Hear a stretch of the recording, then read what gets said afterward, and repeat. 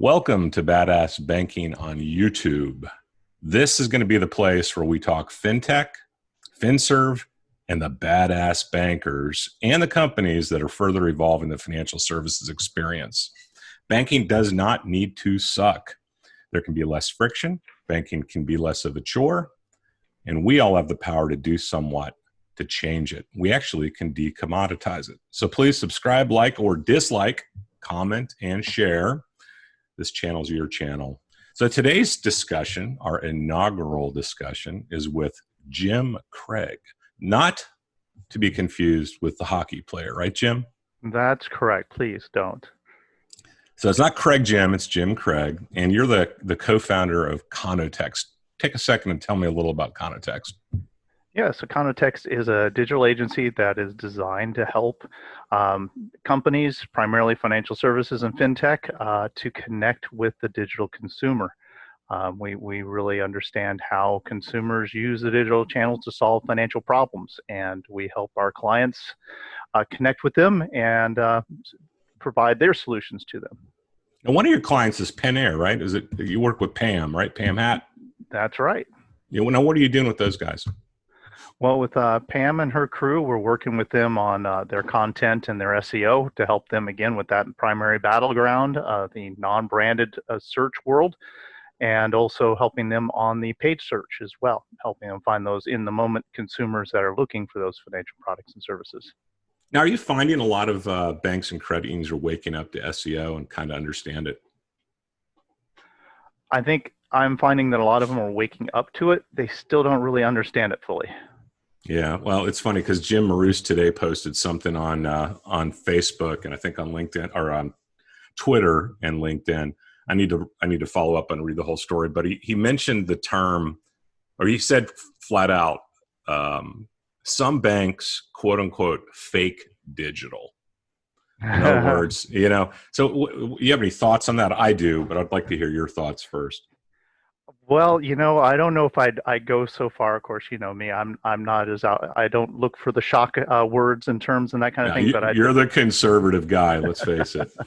But I do agree that banks and credit unions really don't get digital for the most part. At least when you get below kind of the regional bank area. But even then, for some of my clients, I do look at what some of the regional banks that in their area are doing, and a lot of them really still don't get digital.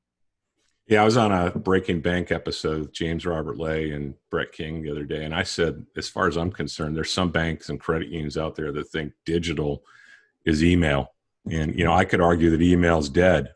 And I know people could argue against that, but, well, that's not digital. I'd be one of them, but I definitely think that too many banks and credit unions are just pretty much still looking at digital as where their online banking sits. It's still just their online banking channel, and if they get some loan applications and new accounts out of it too, great, bonus. But they still don't understand the opportunities they're missing by not taking digital seriously. I mean, it could be, with coronavirus and all that, that everyone's in reaction mode. There's like this level of triage that's occurring in the industry. So it could be that financial institutions are simply playing catch up, and in doing that, they're creating this aura of kind of fake digital. I don't know. I think digital is here to stay. I think it's going to be a mindset. It is not a delivery channel. It's kind of a way to deliver everything. I hate to use the term platformification, but digital is a platform. But I also go back to stuff that Brett King and I talked about, and Pete Glyman and Sean Ward probably, 10 years ago. And that's engagement banking, right? It's about how do you engage your customers, when and where, and how they want to be engaged. And that means that high tech, high touch kind of environment that people like James Robert Lay talk about. Definitely. I think it's a matter of, for too long, the website, was looked at as a online branch, and unfortunately treated worse than an online branch in some ways in terms of, just brochureware. It's a place where you can, hopefully your members can find, or customers can find some self-serve information and do a few things when the branch wasn't open, but they really just looked at it as that, not really realizing that it needs to be treated differently. I mean, just like a lot of the brick and mortar retailers have had a hard time transitioning to online sales because they still look at it as just another place where people could go when the stores weren't open. And the ones that really understood that you've got to serve the online customer differently than you do the in branch or in store customer, those are the ones that are thriving right now. Yep. No, I agree 100% with you. So let me ask you a question. Do you think banking's a commodity? The way we have it set up these days, yes.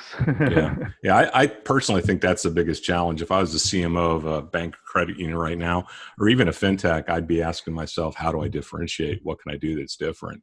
The problem I see is that, to the consumer, banks and credit unions are utilities, and that's about all they are. And that's not exactly a position of strength when you think about it.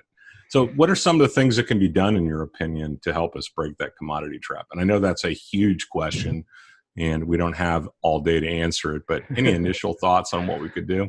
Yeah, that's my doctoral dissertation right there, right? So. That's right.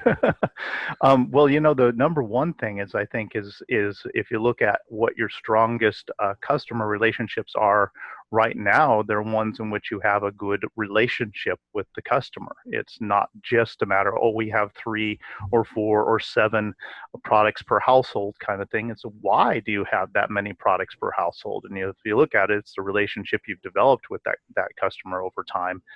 And so you got to think about that in terms of when you look at digital and how you're going to attract more customers like that. You got to think relationship, and it's not just by putting them into an onboarding email program. It's the whole package. What is in that content?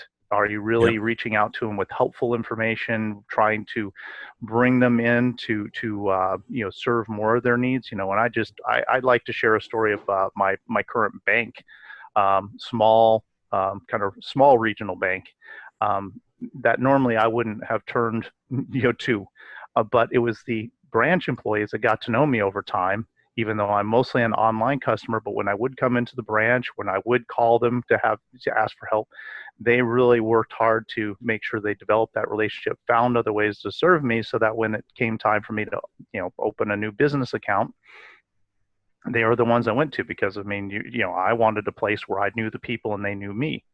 Right. And so it's, people are still important. It's like you said, high tech, high touch. I found them online. I started the relationship online, but the reason why they now have the majority of my retail banking relationships is because of the people in the branch. That sounds kind of like how my wife would define her relationship with our bank, which was Atlantic Union, which is about a $20 billion bank here in the Mid-Atlantic states. What bank are you referring to? We're allowed to mention the bank's Oh, names good, because good. Well, we yeah, work because for ourselves. No I would politics here. I would love to give them a shout out. Flagstar Bank, based here Flagstar. in Michigan, and they only had one branch in my area. Now they have more. They bought up another bank, and they have a few more branches in my area, but they had one. So kind Yeah. of risky to go with them, but again, they knew me. They got to know me. They still, they know my wife and I by, anytime we come through the drive-through or in the branch, they know and they remember what we've been last talked about. I mean, you can't, again, a digital strategy can't replace that. Yeah. But again, they wouldn't have me if it hadn't been for the digital strategy that first attracted me. Yeah. Yeah. I think recognition and reward are two R words I would like to use more in the in the banking discussion on how to be a badass banker, quote unquote. We use digital sometimes for the sake of using digital. Again, that's Jim Roos probably echoing that with his, you can't fake it. So I just got this from the Farm Bureau. Being a farmer that you are, you can't see it. I'm a Farm You're a Bureau farmer, customer. right? Yeah. You're a farmer. So I just got this from them. And I just joined recently because I got a package. I saved $400 on a tractor part. Pretty exciting, right? So they Very. sent me my dealer said, hey, you should join. So I was like, okay, I'll join. So I just got this literally yesterday. It's just, or Saturday. Thank you for being a friend of the farm. And it's a welcome package. And it talks about all the different value that they have. It invites me to go to some of their local offices, and it tells me about the money savings benefits. There's that reward component. And I think that's a jar opener, to be honest with you. A little hokey. I Do you love think? those. I wish they'd Yeah, still give those away. Well, I would think that farmers are strong enough to open their own jars, but I'm old, so that helps me. And then I got another thing that was tied to rewards. Again, not from a bank, not from a credit union, and it's the ACE reward program. I need to share this with Dave DeFazio at Strategy Core because they're a rewards company. They do rewards with checking account. They do some really cool stuff. But just want to share this with them to show him how some non-financial brands are doing, because they still use some direct mail, and there's a place for direct mail, obviously. And ACE combines this with a virtual offer as well, which is pretty cool. But it's all about engagement, right? It's how do I strengthen that relationship, as you put it, digitally as well as on site. And even in a post-COVID world, I think there's going to be a place for that. So we're going to wrap this up pretty soon. So any last minute thoughts on what's going to happen post-COVID? What are your concerns or even hopes? Well, my concern is that we go back to the business as usual, which wasn't working too great for most community banks and credit unions. My hope is that they take this opportunity to say, we really do need to take digital seriously. We saw it was lacking during the time of quarantine and stay at home and all that. And so we really need to take the channel more seriously, make it a strategic part of all aspects of our business, not just lead generation, not just, trying to attract people and, give members and customers a place to go when we're closed, but really think about how you can use it to engage potential customers, engage your existing customers, serve them, and serve them well. Remove the friction and really make it a channel where we can get things done if we need to, but still connect us to people by phone or in the branch, to keep those relationships strong. Love that. So how does the audience get a hold of you if they need to get a hold of you? Because you've got insight and input that is valuable. You are a badass banker. Well, they can find me on LinkedIn or else at conotext.com. Okay. I think what I'll do is I'll post all your vitals and on here. And since this is going to be on a YouTube channel, it actually is a YouTube channel. I'll put all the contact info in the comments. So if you're in the audience, you're watching this, please subscribe, like or dislike, comment, share. Dislikes are fine because this is about engagement. And I want engagement, positive or negative. It doesn't really matter. Listen, Jim, I appreciate it today. I think you got some great insight. You and I have known each other since, I think it's been since 2005, So, Yep. We are designated old guys. Ron Shevlin thinks he is, but we are designated old guys. We have been around the block.